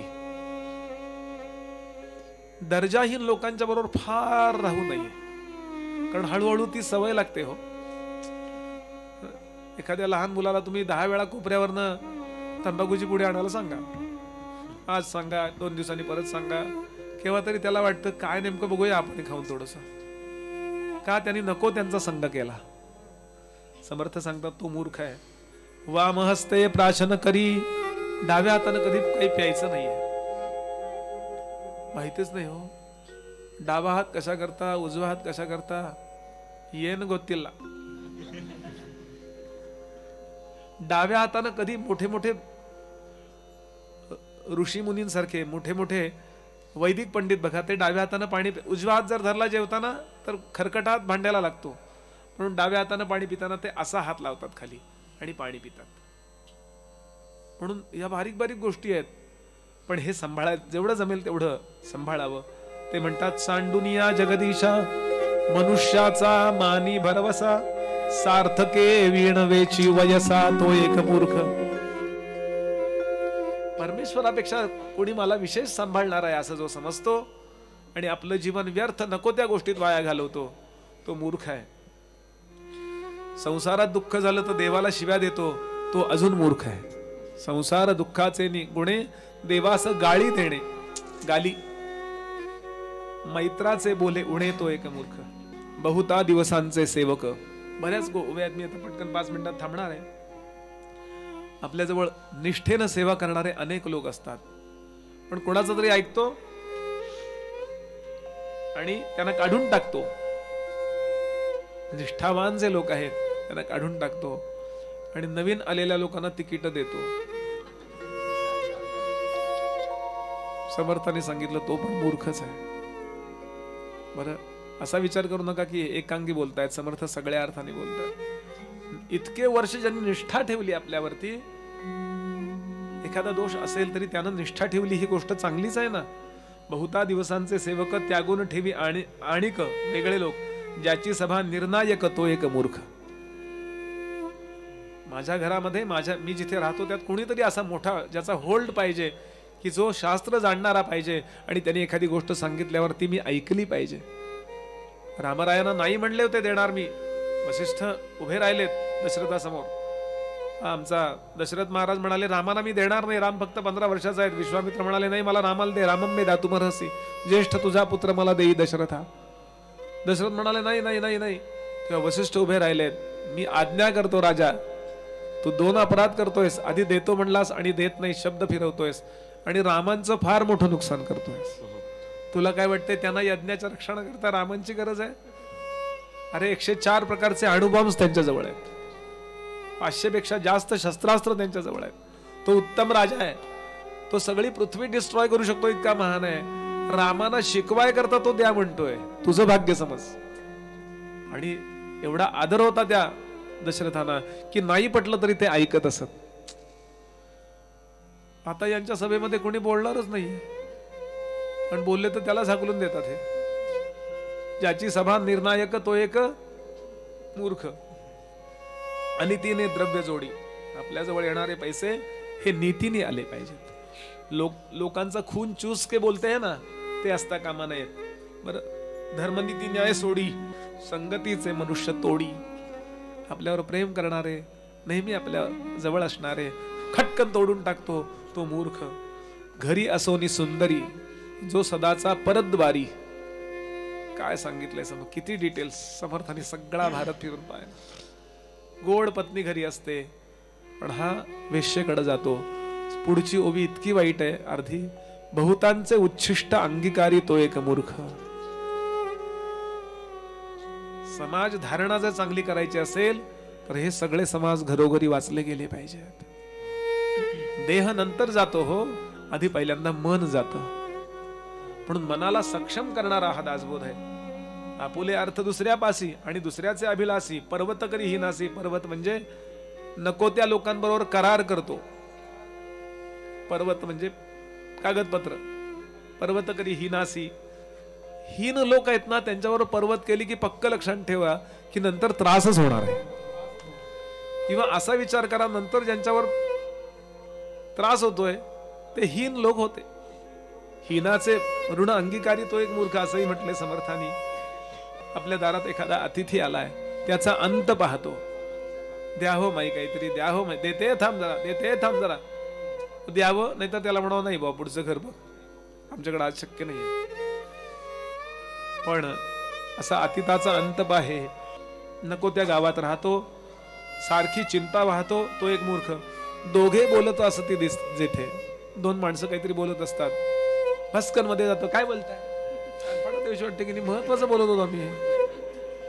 काय समर्थ असतील बघा. दोघे बोलत असती जेथे, तिसरा जाऊन बैसे तेथे. डोई खाजवी दोन्ही हाते. दरिद्री लक्षण आहेत ना, तो एक मूर्ख. खूप महत्वाचं बोलत असतील, कशाला मध्ये जायचं तडमडायला. विचारावं, अरे काय प्रायव्हेट बोलताय का, येऊ? नाही तर चालू दे, मी नंतर येतो.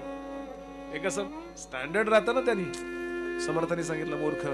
उदकामध्ये सांडी गुरळी.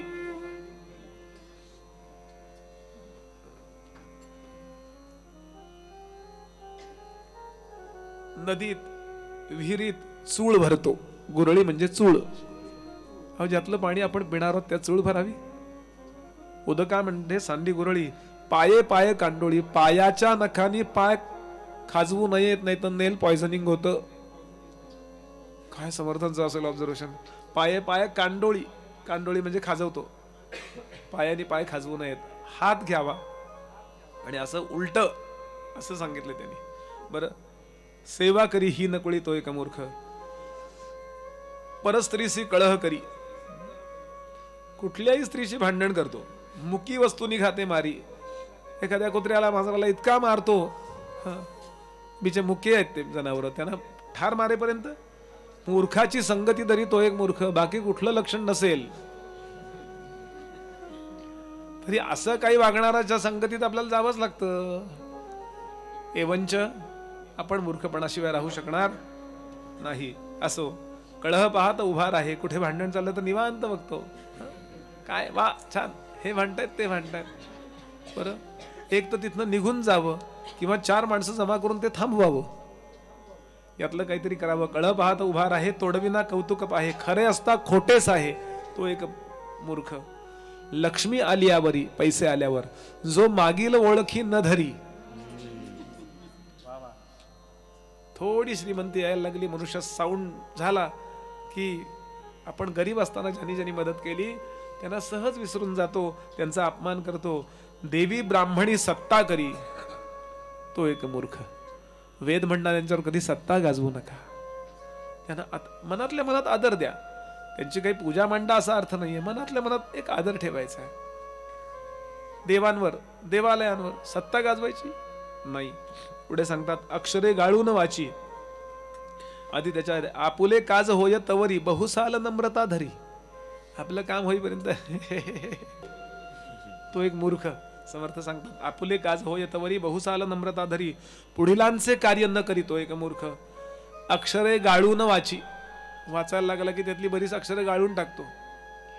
काते घाली पदरीची. आपल्या पदरची काही अक्षर त्यात घालतो. निगान करी पुस्तकाची तो एक मूर्ख. पुस्तक सांभाळत नाही. अहो त्यामध्ये प्रत्यक्ष त्या त्या संतांचं त्या त्या लेखकाचं हृदय असतं. म्हणून छान पुस्तक सांभाळलं गेलं पाहिजे. पुढे सांगतात आपण वाचिना कधी, लोक कोणास वाचावया न दी ने दी. काय बांधून ठेवी बंदी तो एक मूर्ख. असे असतात ना काही लोक, काही म्हणून त्यांचं काही कोणाला मिळणार नाही, त्यांच्या बरोबरच ते. आईशी ही मूर्ख लक्षणे, श्रवणे चातुर्य बाणे, चित्त देऊनिया शहाणे ऐकती सदा. लक्षणे तशी अपार असती, परी काही एक यथामती, त्यागार्थ बोलिले श्रुती, क्षमा केले पाहिजे.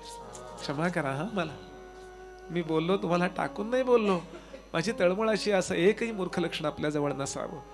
उत्तम लक्षणे घ्यावी, मूर्ख लक्षणे त्यागावी. पुढील समासी आघवी, निरोपिली. पुढचा समास आहे तो उत्तम लक्षणांचा आहे. तो मी कशा करता ठेवला, आता उद्यापासून वाचा, एवढ्या करता ठेवला. उत्तम लक्षण. कशाला उत्तम लक्षण म्हणायचं? उत्तम लक्षण म्हणजे काय, तर त्याचा विचार आपल्याला सांगणार आहेत समर्थ. एक दोन ओव्या सांगतो. वाट पुसल्या विण जाऊ नये, फळ ओळखल्या विण खाऊ नये, पडली वस्तू घेऊ नये एकाएकी. पहिलीच ओवी आहे. पडलेली वस्तू घेऊ नका, तो कदाचित बॉम्ब असतो. हे आत्ता कळलंय यांना. हे 400 वर्षापूर्वीची ओवी आहे. काय अतिवाद करू नये, पोटी कपट धरू नये, शोधिल्या विण करू नये कुळहीन कांता. कारण इथून मगाशी म्हटलं तसं 10 पिढ्यांचा विचार करा. असो विचारे विण बोलो नये. विचार करून बोलावं, बोलून विचार करायचा नाहीये. विवंचने विण चालू नये, मर्यादे विण हालो नये काही एक. असं थांबतो आता मी इथेच. मला असा मोह होतो की हे पुढचे अजून एक घेऊया, नाही अजून एक घेऊया, असं हे अजून मूर्ख लक्षण असेल माझं, त्यामुळे इथेच थांबतो. श्रोते हो, मला गेले 4-5 दिवस इथे प्रवचन करायची संधी दिली, याकरता परिवाराचे मी आभार मानतो. माझ्या या 4-5 दिवसाच्या प्रवचनासाठी समोर बसलात, आपल्या सर्वांना मनापासून धन्यवाद देतो. माझ्या खोकल्यामुळे आपल्या कानांना जो त्रास झाला असेल त्याबद्दल क्षमा मागतो आणि इथेच विरमतो. सगळ्यांनी माझ्या पाठोपाठ फलश्रुती म्हणायची, समर्थांना प्रार्थना करायची की महाराज आमचं कल्याण करा, आणि तेवढ्या वेळात आरती लावायची. मी म्हणत असेपर्यंतच आरती लावा. सह्याद्री गिरीचा विभाग विलसे मंदार शृंगापरी, सह्याद्री गिरीचा विभाग विलसे मंदार शृंगापरी. नामे सज्जन जो नृपे वसविला श्री उर्वशीचे तिरी. नामे सज्जन जो नृपे वसविला श्री उर्वशीचे तिरी. साकेताधिपती कपी भगवती हे देव ज्यांचे श्री. साकेताधिपती कपी भगवती हे देव ज्याचे श्री. तेथे जागृत रामदास विलसे जो या जना उद्धरी. तेथे जागृत रामदास विलसे जो या जना उद्धरी. शुका सारिखे पूर्ण वैराग्य ज्याचे. शुका सारिखे पूर्ण वैराग्य ज्याचे. वसिष्ठा परिज्ञान योगेश्वराचे. वसिष्ठा परिज्ञान योगेश्वराचे. कवी वाल्मिका सारिखा मान्यायसा. कवी वाल्मिका सारिखा मान्य ऐसा नमस्कार माझा सद्गुरु रामदासा नमस्कार माझा सद्गुरु रामदासा जय जय रघुवीर समर्थ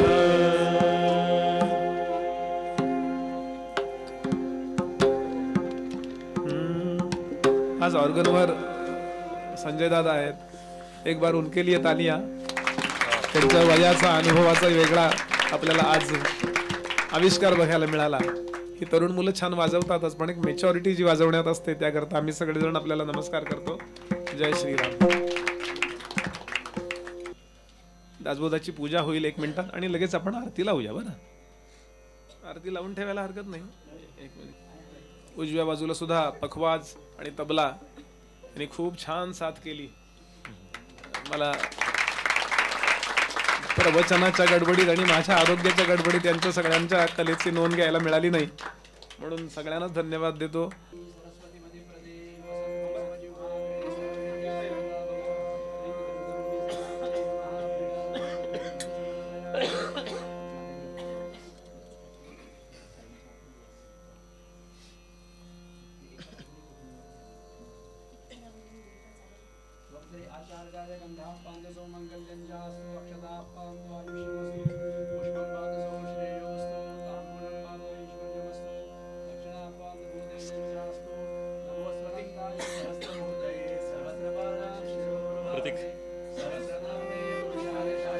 सहस्रकोटि युगधारिणे नमः.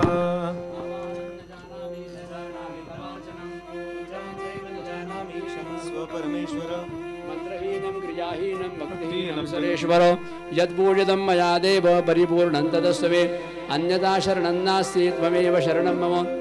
अस्मात् कारुण्यभावेन रक्ष रक्ष परमेश्वर.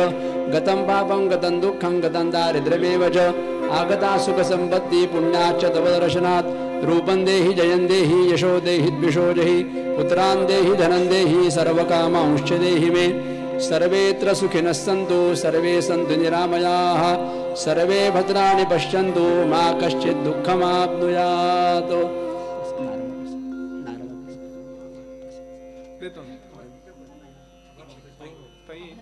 प्रसाद घ्या आधी आणि मग घ्या. कल्याणं चिंतितं कार्यं चिंतितार्थं मनोरथाः देवद्विज प्रसादेन सर्वे अर्था भवन्तु ते. जय जय रघुवीर.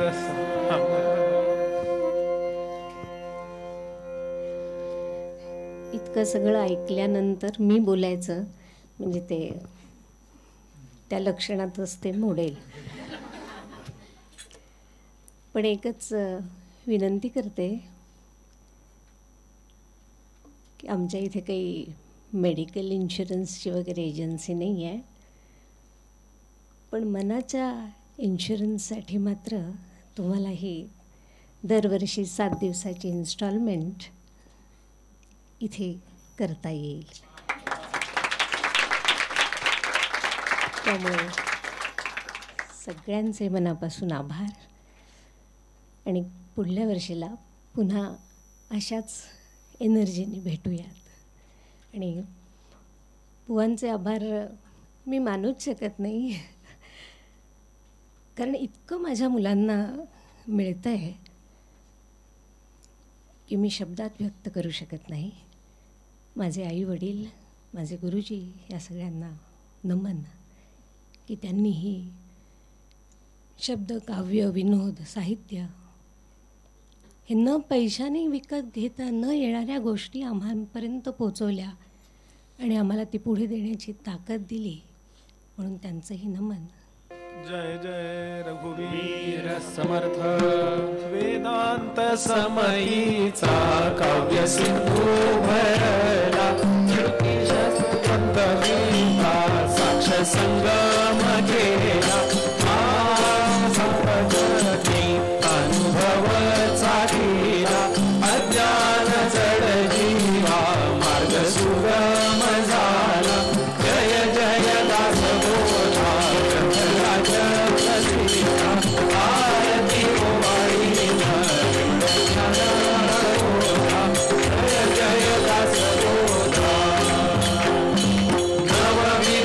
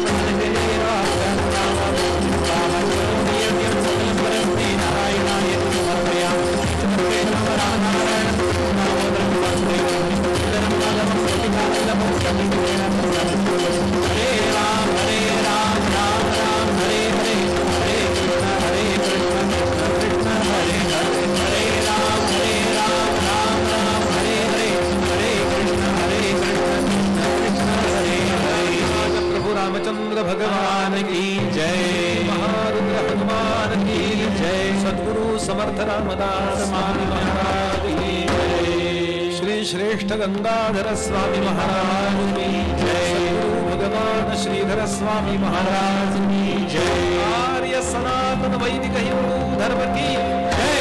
भारत माता की जय। भारत माता की जय। भारत माता की जय। छत्रपति शिवाजी महाराज की जय। छत्रपति संभाजी महाराज की जय। सब संतन की जय। सदा सर्वदा योग तुझा घडावा, तुझे कारणी देह माझा पडावा।